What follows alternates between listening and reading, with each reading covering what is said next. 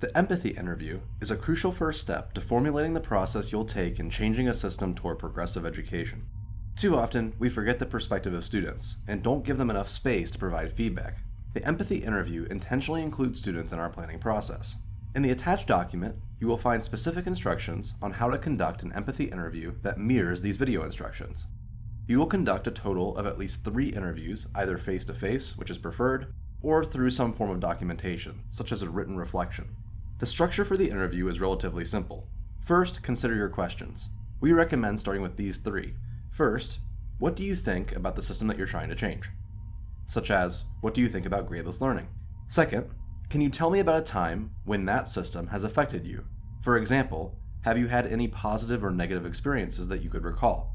And third, here's some ideas of what I might change in my classroom. What do you think about this? Do you have any suggestions for me?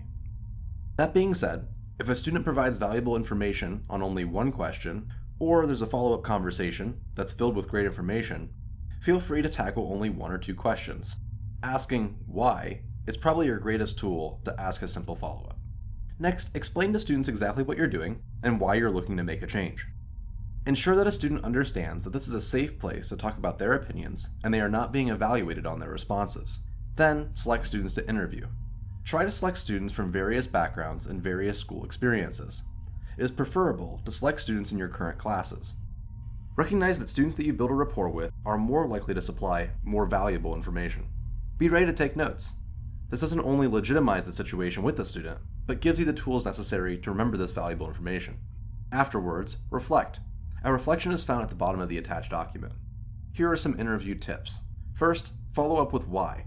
Students often have way more to share, but may be hesitant to talk about negative experiences in school with their teacher.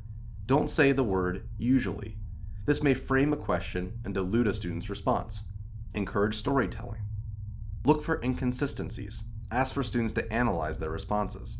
Pay attention to nonverbal cues. Don't be afraid of silence. Don't suggest answers. Ask neutral questions. Don't ask binary questions. And consider capturing the interview. Audacity is a great free open source recording tool. Further, as we design any learning experience, including this interview, we should plan with empathy. Abandon your ego. Adopt humility. Be explicit about letting students know that you're looking to improve and take feedback with legitimate concern. Be a good listener. Hone in on your observation skills. Listen for changes in tone or skipping over segments. Know what and when to ask and when that person is ready to be asked. Care. It's obvious, but students will recognize if you legitimately care about them.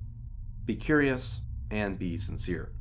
After conducting your interviews, complete the reflection questions at the bottom of this document and insert them on restorehumanity.school. Please do not share any student names and/or unique identifiable information. Feel free to use aliases. Hopefully, this process encourages you to use empathy interviews and other elements of your classroom. Note that your topic may change as you go throughout this process. That's okay. If you find that your topic shifts or your brainstorm ideas change, that's completely normal and shows that you're listening to your students. Feel free to pivot your ideas based off of student responses.